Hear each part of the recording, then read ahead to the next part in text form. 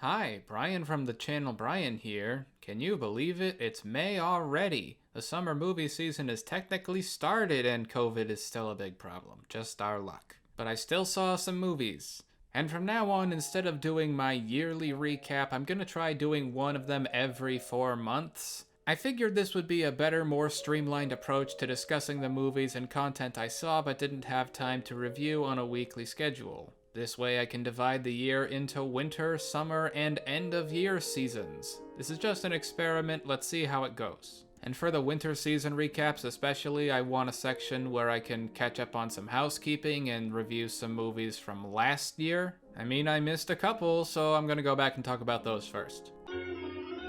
The first of those movies is Pieces of a Woman by Hungarian director Cornel Mundruzko. This film is touted and revered mostly due to Vanessa Kirby's lead performance, and she does a great job letting you take her character seriously. There's an incredibly well-executed sequence towards the beginning of the film in which Kirby gives birth. This extending opening sequence contains many long, impressive takes and is the most intimate and emotionally effective part of the movie. It really is something you shouldn't miss. But in the rest of the movie that follows, it kind of fizzles out to only just slightly above average. I think some poorly introduced and developed metaphors weigh it down a bit. Shia LaBeouf's character was difficult to take seriously, in part due to his ethos as an actor.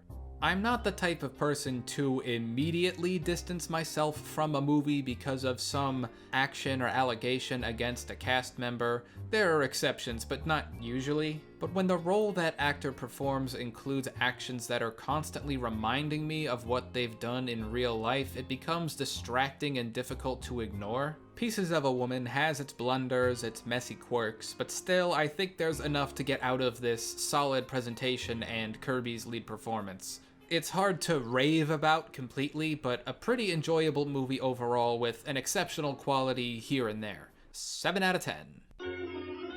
Moving on to One Night in Miami, I enjoyed this film. This award season, I've kind of harped on movies that are based on plays and end up coming across limited, both when talking about Ma Rainey and The Father, but what I enjoyed the most about this is how it took these four quite different respective civil rights leaders and not only humanized them, but outlined their individual philosophies properly in their characterization. They don't all have the same answer to how the civil rights movement should go about inciting change, but each of them presents their own frame where you'll at least get why it makes perfect sense to them. That's what was mostly interesting to me anyways. Regina King's handle on the script made it incredibly watchable. It kept up a very good pace, something that is hard for these play adaptations to do in my experience. It wasn't completely immune to being a little drawn out as these play adaptations sometimes feel to me, but solid performances, solid writing, it was a pretty good film. I'm giving it a 6 out of 10. I'm surprised both this and Pieces of a Woman didn't receive more Oscars attention. If you watch my Best Picture noms ranked video, both of these deserve it more than at least Trial of the Chicago 7. Next we have the documentary My Octopus Teacher, which was serviceable but kind of over-embellished. Granted, there's some nice undersea scenery taken from this guy's GoPro, but documentaries that offer such a thing aren't exactly in short supply. The statements this film is trying to make about the grander scheme of humanity and nature obviously mean more to the person making it than they will to the majority of audiences. There's way too much inference and pathos going on in this film. Everything this guy observes is rationalized with here's what I saw and here's what I think it means, to where it kind of feels like he's reaching for something that's not convincingly there. I get the feeling that a lot of people, myself included, don't really have a problem with what he's actually saying, but would just like a more varied profile of techniques backing it up and supporting him. The interviews in this film don't seem conducted very well at all, as if it's just this guy set up a camera and is talking to himself. Like, if you repurposed all of these parts as voiceover, I don't think we would have lost anything. But I guess it's a documentary, and you gotta have parts where people sit down and talk. I wouldn't really watch this again, but there's no real reason to get mad at it. It was fine, 5 out of 10. Finally, we have The White Tiger. Basically, this is the story of a driver in India who supplants himself as an employee to this high-caste wealthy man. And if you're saying to yourself, hey, Brian from the channel Brian, that sounds like the first act of Parasite. Yeah, you're right. Adarsh Gaurav's lead performance was solid, he made for a watchable protagonist, but other than that, it was totally average. Most of the story seemed like a paint-by-numbers, rags-to-riches, entrepreneurial drama thriller with the added cultural edge of a modern, globalized India. I obviously am not Indian, so I can't speak to how well this film portrays those elements, but my instincts and reviews I've read tell me it's not doing a great job of that as a movie. Like, Priyanka Chopra performs her role with a real lack of self-awareness. The film is kind of making fun of her. If you're looking for something to watch on Netflix and want a movie with a very low risk of feeling like a waste of time, but also a very low risk of it blowing you away, then I guess you'll get what you're looking for. 5 out of 10. It's about the most average movie I've ever seen. Now that I got those out of the way, here are the 2021 movies I haven't reviewed properly, going from worst to best. Let's get going. The worst of them being I Care a Lot. This incredibly annoying Netflix movie caught a lot of attention for being labeled under the relatively new nickname of Girl Boss Films, and I wonder whether or not it would have that label if Rosamund Pike wasn't in it. Yeah, Gone Girl was a great movie, but audiences mentally typecasting Pike as Amy Dunn is kinda detrimental to this film, with a clearly different purpose for her character. I Care a Lot is supposedly a satire about the system requiring people to participate in its evils if they want success, but that only ever feels like an excuse. The presentation and exposition of what this film is going to be about thematically goes back and forth between way too obvious or way too obscure. It never hits a clever, interesting middle ground where it seems like the writers are interested in any number of things you could try arguing this movie's really about. This hurts I Care a Lot so much because Pike's character is supremely unlikable. Like, there's nothing to endear you to her at all, which could be fine, because usually satires do this because there's a point to be made through that, or there's effort to explain why they're like that, or they're funny, or charming, or charismatic in some other way. With this movie, you are supposed to like her because she is Rosamund Pike, who played Amy Dunn. Amy Dunn was a girl boss, and therefore this character is a girl boss. But I Care a Lot is not about being a girl boss, but rather someone who uses that moniker as an excuse to just be bad, a bad person. It comes across like a deliberate misrepresentation of the trope, trying to pass itself off as an authentic example, as to validate the feelings of those who dislike the trope on the sexist principle that any independent, blunt woman is just a bitch. A girl boss movie made by a misogynist who's in a sitcom episode making fun of misogynists. Extreme dislike of girls who dislike boys who dislike girls who dislike show-offy boys who dislike... So confusing! I give I Care a Lot a 3 out of 10.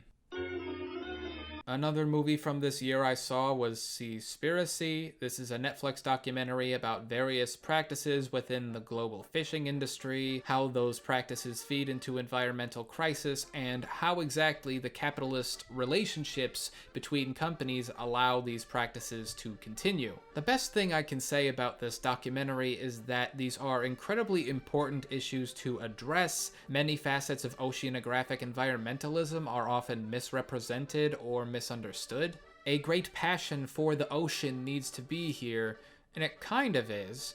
With Cspiricy, though, the documentarian's love of the ocean is constantly at odds with his love of himself. This is obviously some guy who fancies himself the next Michael Moore and is gonna save the world by the sheer power of his films, who somehow wormed his way into a Netflix deal. For someone with those aspirations, Cspiracy is laughably behind the curve, pretending interconnected corporate interests and capitalist cover-ups were just discovered as a concept by this ocean hipster. You could say maybe the intricacies of specific ones within the fishing industry aren't quite as documented, but then the first 20 minutes of the film are a complete retread of The Cove, like a reminder this guy genuinely believes he's the first person to address any of this. We have here an overly sensational, reality TV-esque documentary that hides behind stylish editing and cliches to mask not just a lack of argumentative substance, but a technical ineptitude as well. I remember in particular one interview had really bad room echo. Cspiracy at the end of the day is what happens when you take your average Los Angeles photographer and give them a Netflix budget to make a documentary. Sure, it's probably passionate if you pull back a few layers, but the content that genuinely deserves attention is always rubbing elbows with their self-promotion. I give Cspiracy a 4 out of 10. Also, I watched Malcolm and Marie by Sam Levinson, the guy who did Euphoria and also Assassination Nation. This film boasts some really well done cinematography and lighting. Levinson had his heart set on the style of this film with the black and white photography and long takes allowing Zendaya and John David Washington these extended stretches to show off their acting skills. And you know, sometimes there are movies where pretty people just look pretty for 2 hours and that's it. And that really is it, because I abhorred the aspects that were the bread and butter of what Levinson was trying to do here. I don't know if it's possible to punch a screenplay in the face, but Malcolm and Marie makes me want to try. The central conflict of this movie is literally an Everybody Loves Raymond episode. But the plot doesn't matter because it's merely a foundation for Levinson to air his grievances with critics, film culture, and specific elements of woke culture, all the while trying to put forth the idea that he's the woke one, he's got all the answers. This is one of the most overwritten movies I've ever seen in my life. The dialogue is so unnatural and structured. The self-aggrandizing reasons Levinson worded certain monologues or lines the way he did are painful, repetitive, and unimpactful despite how cutting and dysfunctional they're obviously intended to be. Some of the lines in this film are so bad, Levinson owes the entire world a stimmy out of his own pocket, whether or not they saw the film. Do you remember when the argument scene from Marriage Story was uploaded to YouTube and everyone used it to say the acting was bad, but then in context with the movie you understood how their relationship built up to that boiling point? That's Malcolm and Marie. You're dropped into this specific point of their relationship without any context, progression, or stakes. Every scene is exactly the same. Either Malcolm or Marie will trade sermonic, condescending insults so wordy yet so devoid of any core emotion, the film may as well be a text conversation where each person's sending, like, just a singular emoji at a time. There's nothing about this film that is likable. By the end, I didn't care about what either character may have learned. I'll say you can tell everybody involved, the actors, the cinematographers, production designers, are probably putting this on their demo reel. Yeah, Malcolm and Marie just gave me the impression Sam Levinson thinks he's beyond reproach and decided to prove it by making the world's longest Dior ad, giving this a 4 out of 10. And finally, I saw the new Billie Eilish documentary, The World's a Little Blurry. Now, I'm a regular fan of Billie and her music. Broadly speaking, this documentary holds true to much of what I appreciate about her work. This isn't a review of her music, but I generally appreciate how melancholic she gets without succumbing to cynicism. And that's important because Billie is the first new mainstream artist I think genuinely sounds like a real Gen Z teenager grappling with her struggles through music, like a Mad Max version of Lorde. And this documentary shows that if anything, there is absolutely no disconnect between Billie Eilish the person and Billie Eilish the musician. If you're one of those people who's gonna accuse her of being an industry plant, at least admit she sells her role with much more authenticity than other people do. This is some kind of behind the scenes thing where a camera crew followed her and her family for like a year. Although I seriously call into question whether or not the scenes with just her parents were reenactments of what happened. A movie like this with Eilish at the center is certainly an interesting experience because pop star documentaries are all but guaranteed to expose you to at least a little bit of emotional manipulation, which kinda goes against everything she wants to be. If you're purposefully uninitiated because you think she's a self-important Zoomer or a mediocre whispery Lana Del Rey clone, this isn't gonna change your mind. It's for an audience already on board with her as an artist and won't illuminate much those people aren't already aware of. I guess I didn't know her ankles were constantly eating shit because she jumps on stage so much. If there's anything this movie lacks, it's structure. It's divided into segments with title cards, and honestly, if you took those out, there'd be no indication we've definitively moved on to another chapter. Yeah, it shows her on tour going to Coachella and then the Grammys, but the sections in between are a little aimless. It's a little bloated. The film is 140 minutes long, and everything it has to say definitely could have fit in under 2 hours. Certain parts felt a little emotionally repetitive, and that's probably to engross fans much younger and emotionally involved with Billie personally than I am. So when I say I enjoyed The World's a Little Blurry, be aware that you probably already know whether or not you will. If you find her general aesthetic, tone, vulnerability, and identity as fascinating as I do, go ahead and watch it. I'd give The World's a Little Blurry a 6 out of 10. And those are the movies I've seen but not reviewed in 2021 as of right now.